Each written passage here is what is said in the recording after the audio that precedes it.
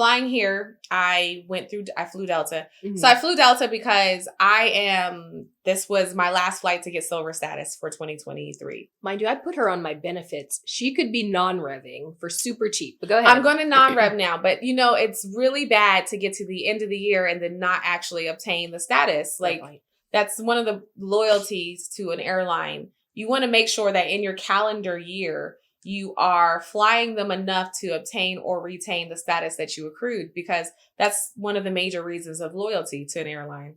If not, then what is the purpose? So I wanted to at least get to silver. There's silver, gold, and platinum on Delta.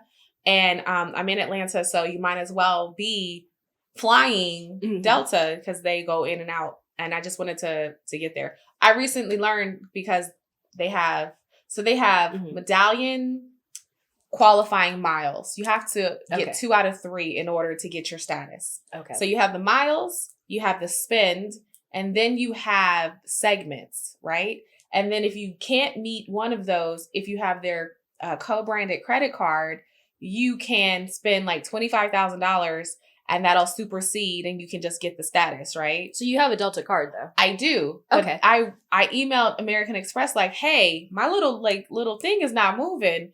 And I'm using the card because I use the card when I book the flights because you get 2 times the miles. Mm-hmm. They were just like, well, we don't know. Maybe you need to email Delta. So then I get on iMessage.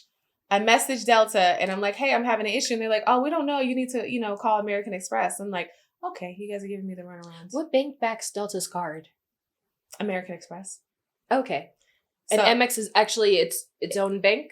Yes. Okay. So, and then they're on the card. So I was reading this go around because I was starting to get really frustrated that my little line wasn't moving to find out that my gold card, my Delta gold card, does not qualify for the spend. So what's the point then? I don't know. I think what happened was I had the Delta Platinum and I wanted to downgrade the annual fee. Oh. I don't remember how much the annual fee was. Maybe the annual fee was maybe like $200 or $250. Okay. And I'm just like, I don't need that. So I downgraded it to gold. Mm-hmm. And now I don't get the benefit. So yeah, I don't think I can upgrade because I feel like what American Express does is they have you requalify. So meaning that like, I don't want to go through and apply like I'm applying for a new credit card. Yeah. When you already had the credit card. Exactly. So I don't want the inquiry on my credit report. I don't want to go through that because so anyway, I don't get the Delta spin, but this was my last segment to get to silver. So now I'm silver. Okay. So just to make sure I understand this. So my understanding, because we have a co-branded credit card, it's Visa backed by Bank of America. Mm-hmm. Now, pardon me, anytime you spend on, like any $1 spent is 1 point. Right. Then when you book airfare, I think it's like 2 points. Right. And okay. So with your gold Delta card, any dollars that you spend just on the card, does it accrue 1 point? 1 point. Okay. So every dollar equals 1 mile. Mm-hmm. If you book on the Delta app, not through Expedia, not through a third-party booking site, but through the Delta app, whether that's mobile or website, you get 2 times the points for travel. Okay. And then that dollar counts towards it because you have to have the spend plus the miles. So I had to accrue 25,000 miles. I had to fly 25,000 miles in this calendar year on Delta, plus spend $3,000 to get to silver. So it's not like you could just spend a ton of money, not travel, and still hit your goal. If you had the credit card that they allow it to, then yes. Okay, so if you have platinum, you could just spend a ton of money, not travel, and next year you're like, oh, okay. Yes, $25,000 or $30,000, yes.